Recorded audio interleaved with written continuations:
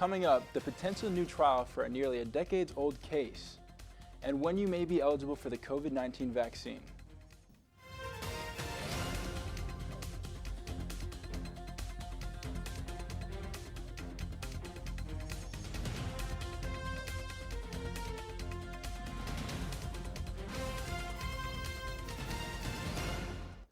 Welcome to WEBN News. I'm Ezekiel Telemaka, and we begin with today's top stories. New steps are being taken to end the nearly 30-year case against Sean Ellis. Ellis is the subject of Netflix documentary Trial 4 and has served 21 years for a murder of a Boston police detective. Ellis maintains innocence. Suffolk District Attorney Rachel Rollins voiced her support of a new trial for Ellis based on the refarming firearm conviction. If accepted, her office plans to file and drop this final charge. This marks the first time the state has acknowledged corruption in Ellis's case. The wait is almost over for the general public to get the COVID vaccine. Governor Charlie Baker says that Massachusetts residents 16 and older can get vaccinated April 19th. We are getting through this. We can only move as fast as the manufacturers produce vaccines, and thankfully production is picking up. Starting as soon as Monday, anyone 60 or over, grocery store workers, or other essential workers can get vaccinated. This news comes unexpectedly as 8,000 doses of the Johnson & Johnson vaccine this week. You can pre-register for your vaccine at mass.gov. We got a glimpse of some warm weather last week, but we're back to Boston winter. Anthony Labruto has the 5-day forecast. Will we see some sun this weekend? Well, Zeke, headed into tomorrow, we'll be seeing a transition from rain to snow. Strong winds will be felt on the Massachusetts coast. Boston and Suffolk County is expected to get 2 to 3 inches of snow with temperatures in the low 40s. We begin to welcome spring on Saturday with highs in the low 50s. Sunday looks to be even better with sun all day. Expect temperature to be in the mid 50s with some light gusts of wind. And as we transition into next week, we'll be looking at temperatures in the low 50s, but with some unwelcome clouds. Make sure to safely get out this weekend to welcome spring. Back to you at the desk. Thanks, Anthony. Massachusetts is expected to move into Phase 4, Step 1 of its reopening plan next week. Starting March 22nd, indoor and outdoor stadiums, arenas, and ballparks will be allowed to open with 12% of its capacity. Event venues and public settings will have allowed to 100 people indoors and up to 150 people outdoors. Private outdoor gatherings will stay at 25 people, and indoor gatherings will stay at a maximum of 10 people. Boston has not committed to moving the phase to 4, but will allow for businesses to reopen March 22nd. New data from the CDC shows that the Massachusetts is the top state with a population of over 5 million for administering vaccines. Massachusetts ranked 9th overall. This comes after widespread criticism of Governor Baker's vaccine rollout plan, high wait times, and confusing sign-up process. Over 914,000 Massachusetts residents are fully vaccinated, which is 13% of Massachusetts' population. After the break, the impact of the pandemic on children, how they are coping with social isolation. Next.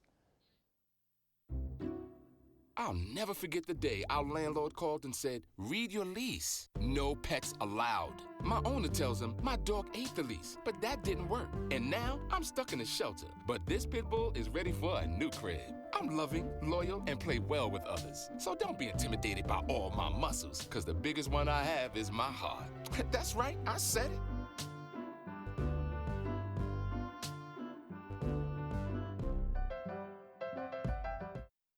Welcome back. The COVID-19 pandemic has taken a toll on everyone, but especially young children. We go to Moog Matthews, who has more. I'm here in front of Little Panda Early Learning. Preschools are important places where young children learn important formative skills that contribute to their overall social development. With classrooms closed and playdates canceled, young parents are finding it really hard to make up the difference. So we ended up having to explain to our now 4-year-old that he wasn't going to have a birthday party that he was so excited for. That was just devastating. That was Ashley Buccieri. She's a parent of a 5-year-old son and a 9-month-old daughter. She, like many other parents, are facing the strain of raising a young child in a very isolated time. Toddlers and early preschoolers develop important social skills from their parents and peers. It's at this age where they begin to socialize and form relationships with others. We then see them understand facial emotions of others, like happiness and sadness, key skills that promote sharing and cooperation. He doesn't understand sharing. He loves this one girl specifically that we saw, He just like didn't quite understand certain things that she was doing, and he ended up getting really frustrated with his interactions, which was kind of hard to see. Where things get a little bit more potentially concerning is in how the pandemic is affecting the stress and strain on parents. That can affect the quality of their parenting. There's no doubt that this can be an incredibly difficult time for parents and caregivers, but it's not always a cause for concern.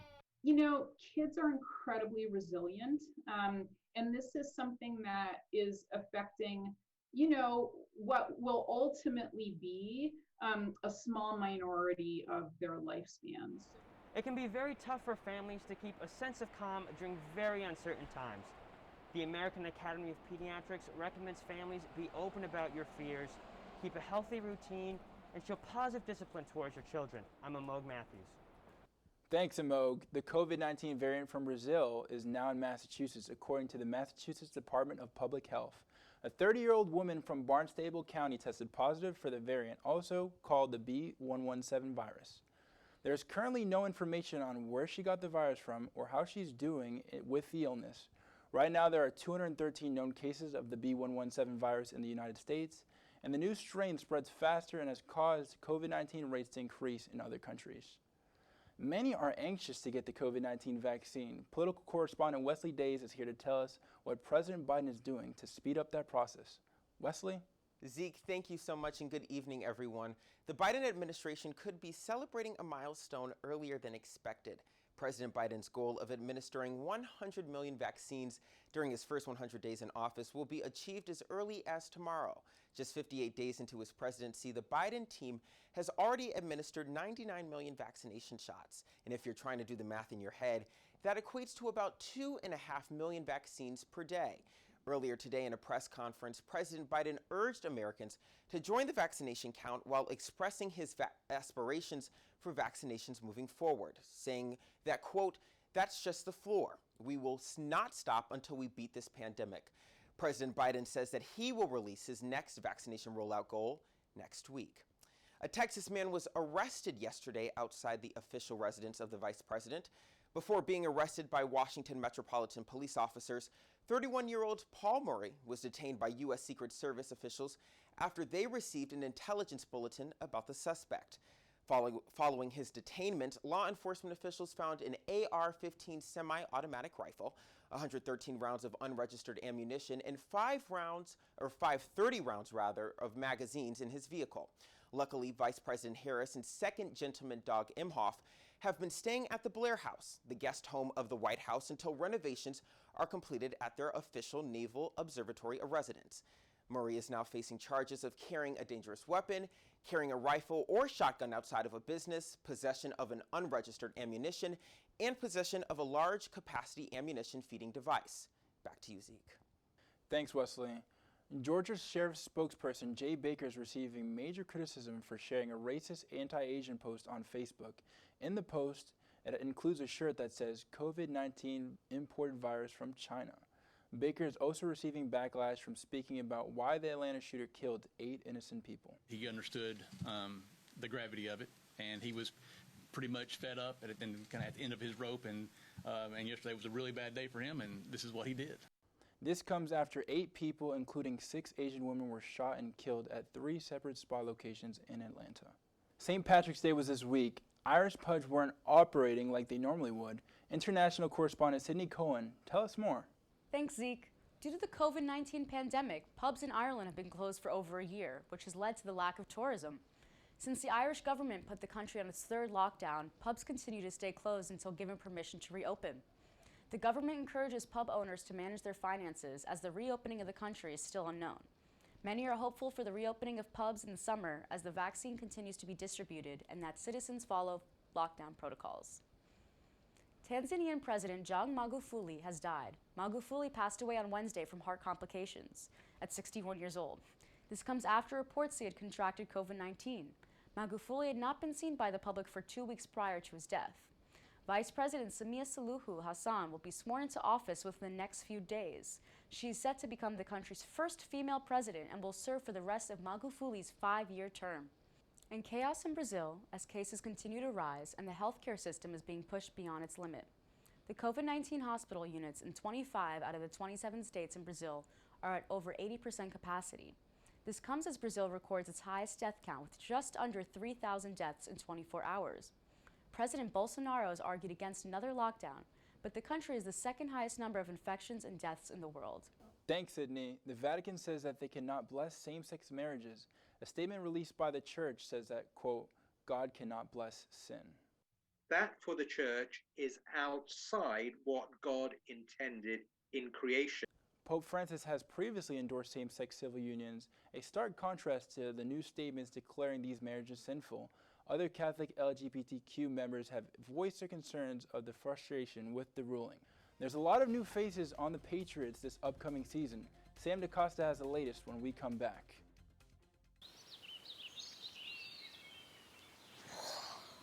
Oh, look, a redhead. Staring contest.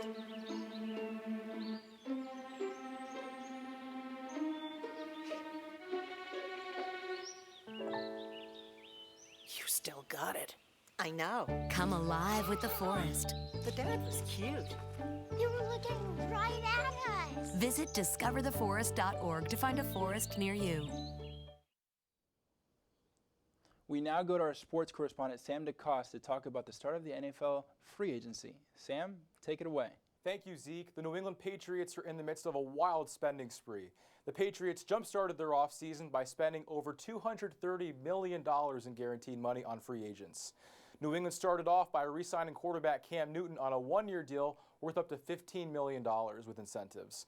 On Wednesday, the team officially announced a flurry of free agent signings. The Patriots upgraded at tight end by signing Jonnu Smith and Hunter Henry to multi-year deals. Smith and Henry agreed to deals worth a combined $87.5 million and $56 million guaranteed. On the outside, the Patriots acquired wide receivers Nelson Aguilar and Kendrick Bourne. The offense is looking to rebound in 2021 after ranking 27th in yards per game and scoring last season. On defense, the Patriots agreed to multi-year deals with defensive tackle Davin Godchaux, linebacker Matthew Judon, and cornerback Jalen Mills. The Patriots finished 7-9 last season and missed the playoffs. If this week is any indication, we can expect plenty of double tight end sets from New England's offense next season as they look to roar back into playoff contention. Back to you at the desk. Thanks, Sam. There's been no shortage in celebrity tell-all documentaries lately, from Billie Eilish to Britney Spears. Let's go to our correspondent, Jillian Kay. Jillian, are we getting those new docuseries soon? That's right. Everyone's talking about a music artist you may recognize. I'm sorry, not sorry to say pop icon Demi Lovato is telling all in her upcoming 4-part docuseries titled Dancing with the Devil. Shocking teasers have been surfacing all week in anticipation of its release. Some of these being Lovato's struggle with addiction and her appreciation for the #MeToo movement. In an interview with Ellen DeGeneres last month, Lovato says there was a point where she felt like she had no control. As her ongoing struggle with bulimia worsened, Lovato was left with nowhere to turn except to alcohol and drugs. During this time, she said her music was a cry for help, and we can now see this inside of her songs Sober and Stone Cold. Not only that, Lovato shares the vulnerable moment of being raped at age 15. This happened just before her Disney debut as Mitchie on Camp Rock and Sunny on Sunny with a Chance. Despite all she's been through, Lovato remains confident and true to herself. In the docuseries, she owns up to her mistakes and says she is committed to learning from them. With Part 1 airing on YouTube Premium this Tuesday, March 23rd, Lovato hopes her story inspires viewers to never give up. I know I'll be tuning in on Tuesday. How about you, Zeke? Jillian, you know I will. Now, wearing glasses can sometimes be looked at as uncool, but Truffles the kitty has been inspiring children to wear glasses and feel confident. Truffles owner Daniel Krull is a master optician and owns a glasses dispensary for children. After seeing children not have the confidence with wearing glasses, Krull came up with the idea to have her cat model them. Krull said that as soon as the children see Truffles wearing the glasses, they fall in love with the idea of wearing a pair. Truffles models the glasses on social media and in person at Krull's dispensary in Pennsylvania called A Child's Eyes.